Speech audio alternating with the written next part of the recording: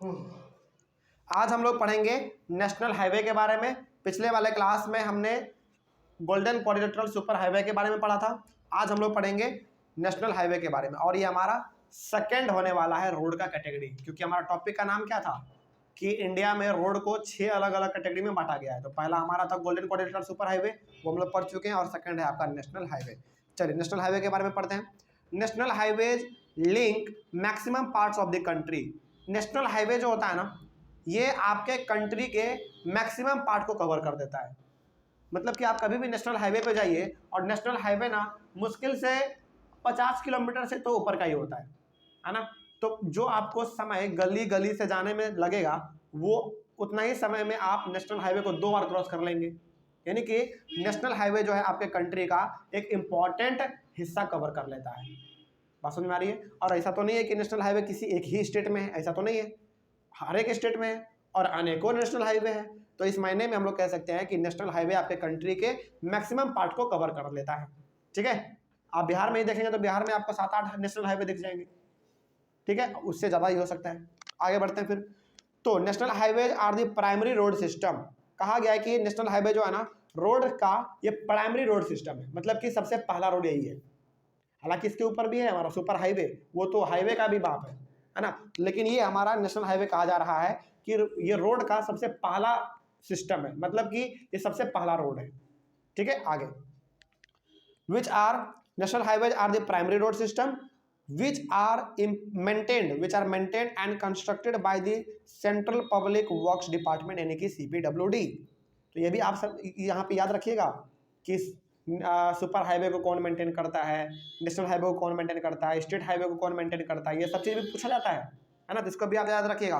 तो national highway को maintain और कंस्ट्रक्ट करने का जिम्मेदारी किसका है? CPWD का, यानी कि सेंट्रल पब्लिक वर्क्स डिपार्टमेंट। याद रहेगा? चलिए, तो नेशनल हाईवे को बनाने का काम और उसको मेंटेन करने का काम CPWD का है। आगे, a large number of major national highways run in north south and east west direction. तो यदि आप पूरे भारत का बात करेंगे तो पूरे भारत में आपको ऐसे बहुत सारे हाईवे मिल जाएंगे जो कि नॉर्थ से साउथ की ओर आता है और ईस्ट से वेस्ट की ओर जाता है। ऐसे बहुत सारे हाईवे हैं, नेशनल हाईवे बहुत सारे हैं। आगे, उसी में से हमारा एक हाईवे है जैसे शेरशाह सूरी मार्ग। नेशनल हाईवे का नाम है, नाम क्या है? शेरशाह सूरी मार्ग is called national highway number 1। यानी कि जैसे आप देखते हैं ना, नेशनल NH41, NH31, NH51, ये सब क्या है? नेशनल हाईवे का नंबर है। तो NH यानी कि नेशनल हाईवे जो है सबसे पहला नेशनल हाईवे हमारा वो है शेरशाह सूरी मार्ग, यानी कि NH1 नेशनल हाईवे नंबर 1, वो जो है आपका शेरशाह सूरी मार्ग है। और ये कहाँ से कहाँ तक है? दिल्ली से अमृतसर के बीच में है, दिल्ली से अमृतसर के बीच में है। याद रहेगा? चलिए आगे बढ़ते हैं फिर। तो दिल्ली हमारा क्या है? एक यूनियन टेरिटरी है ना, और अमृतसर कहाँ है आपका? पंजाब में है ना। यानी कि दिल्ली और पंजाब इन दोनों के बीच में हमारा एक नेशनल हाईवे है, उसका नाम है शेरशाह सूरी मार्ग, और ये हमारे भारत का नेशनल हाईवे नंबर 1 है। ठीक है, चलिए ये हो गया हमारा नेशनल हाईवे के बारे में। अब पढ़ लेते हैं हम लोग थोड़ा सा स्टेट हाईवे के बारे में। ठीक है, देखिए स्टेट हाईवे पहले होता क्या है, देख लीजिए ध्यान से। Roads which link a state capital with different district headquarters are known as state highways. State highway basically क्या होता है? स्टेट हाईवे का मतलब ये हो गया कि उस स्टेट का जो कैपिटल है, यानी कि हमारा बिहार क्या है? स्टेट है, बिहार का कैपिटल क्या है? पटना। तो पटना से अलग अलग एरिया में यदि आपको जाना है तो आपको हो सकता है कि आप लोकल रोड का इस्तेमाल कर लें, या फिर हो सकता है कि आप नेशनल हाईवे का भी इस्तेमाल कर लें, लेकिन हो सकता है कि आप स्टेट हाईवे का भी इस्तेमाल कर लें, है ना। वो अलग अलग आप इस्तेमाल कर सकते हैं कि आपको किधर से जाना है। लेकिन यहाँ पे कहा गया है कि roads which link a state capital with different district headquarters are known as state highway. मतलब कि एक स्टेट का जो कैपिटल होगा, वो कैपिटल उस स्टेट के अलग अलग डिस्ट्रिक्ट को जोड़ेगा, उसी को हम लोग कहेंगे स्टेट हाईवे। जैसे फॉर एग्जांपल यदि हम लोग लेना चाहें तो हमारा बिहार क्या हो गया? एक स्टेट हो गया, बिहार का कैपिटल पटना क्या हो गया? उसका कैपिटल हो गया। और कैपिटल के अलावा यदि हम लोग बात करें बिहार का डिस्ट्रिक्ट के बारे में, तो हमारा भागलपुर है, मुजफ्फरपुर है, सुपौल है, सहरसा है, ये सब क्या है? हमारा डिस्ट्रिक्ट है। तो यदि आपको पटना, यानी कि पटना हमारा कैपिटल हो गया। पटना से यदि आपको सहरसा जाना है, सुपौल जाना है, भागलपुर जाना है, मुजफ्फरपुर जाना है, तो इन सभी चीज़ों को जो कनेक्ट करता है आपस में वो है आपका स्टेट हाईवे।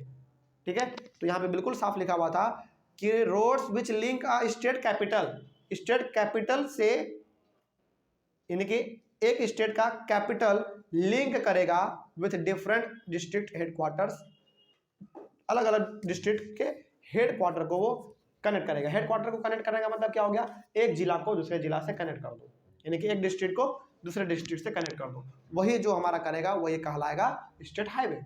ठीक है, चलिए आगे बढ़ते हैं। फिर state highways are maintain and constructed by the state public works department, यानी कि SPWD। स्टेट हाईवे को मेंटेन करने का काम और उसको बनाने का काम है हमारा स्टेट पब्लिक वर्क्स डिपार्टमेंट, यानी कि SPWD। आपके बुक में सिंपली PWD लिखा हुआ है ना, तो आप इसको S यहाँ पे लगा दीजिएगा, कोई दिक्कत वाली बात नहीं है। क्या लिखा हुआ है? CPWD तो इसमें था नेशनल हाईवे में, है ना, इसमें SPWD लिख लीजिएगा। ठीक है, चलिए आगे बढ़ते हैं। तो ये हो गया हमारा स्टेट हाईवे।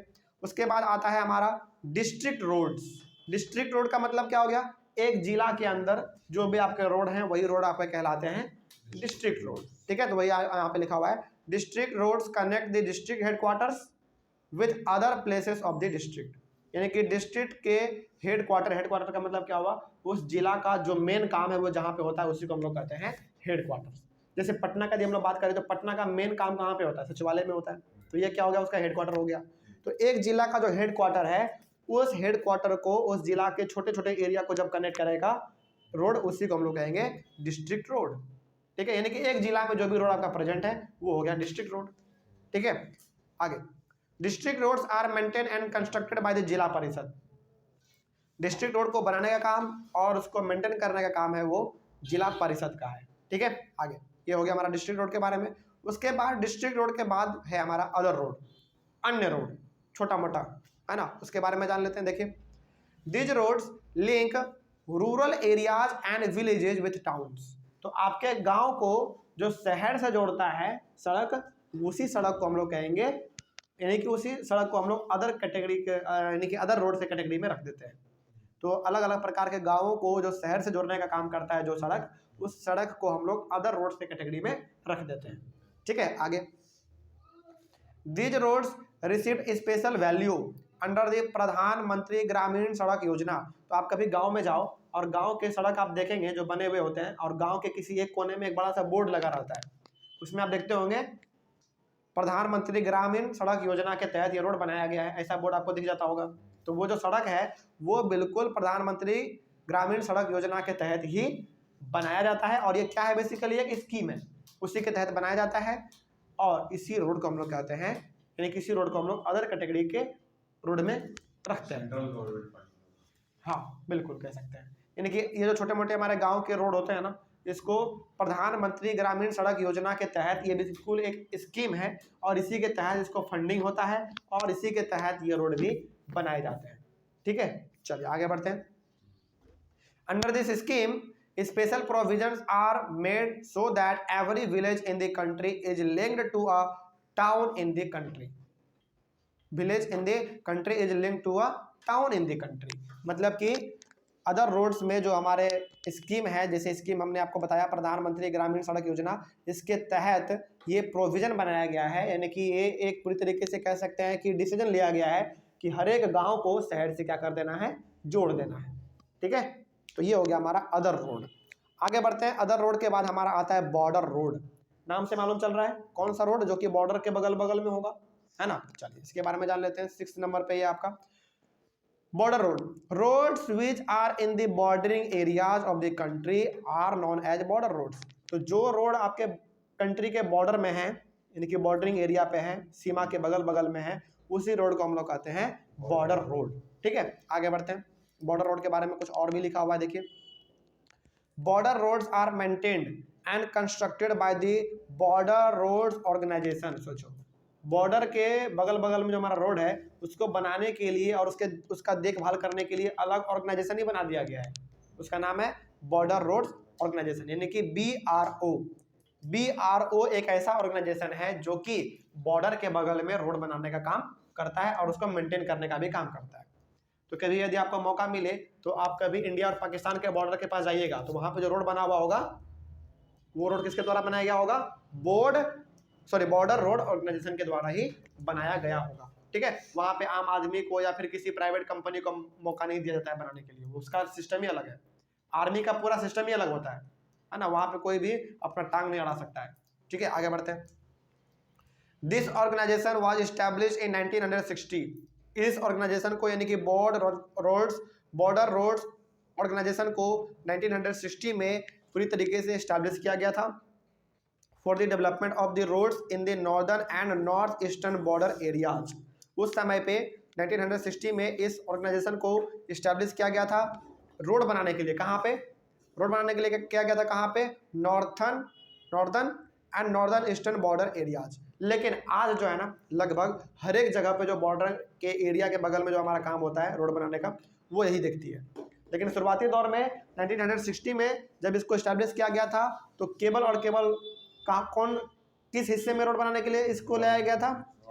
शुरुआती दौर में, लेकिन 1960 में जब इसका इस्टेब्लिश किया गया था तो इसका मकसद केवल ये था कि हमको जो है नॉर्थ में और नॉर्थ ईस्ट वाले एरिया में हमको रोड बनाना है। लेकिन आज जो भी काम होते हैं हमारे बॉर्डर वाला काम, उसके बगल में रोड बनाने का काम, वो यही देखता है। ठीक है, आगे। These roads have improved accessibility in areas of difficult terrain. तो आप देखते होंगे कि हमारे जो इंडियन आर्मी है उनका गाड़ी बड़े बड़े पहाड़ों के ऊपर चढ़ रहा होता है अपने सामानों को लेकर।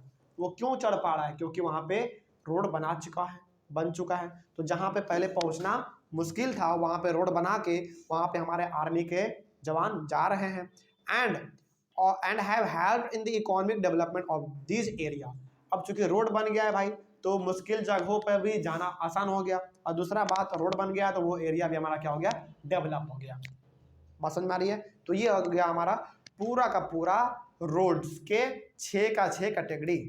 ठीक है, तो हमारा जो टॉपिक था कि इंडिया में हमने सड़कों को यानी कि रोड को 6 अलग अलग कैटेगरी में बांट रखा है, तो वो हमारा यहाँ पे खत्म होता है। ठीक है, चलिए, और इसी के अंदर हमारा जो है ना और भी अलग अलग टॉपिक हैं, 2-3 टॉपिक और भी हैं, उसको भी हम लोग पढ़ेंगे लेकिन अगले वाले क्लास से। ठीक है, चलिए मिलते हैं अगले वाले क्लास में, और अगले वाले क्लास में हम लोग शुरू करेंगे मेटल एंड अनमेटल रोड्स। ठीक है, चलिए, थैंक यू वेरी मच।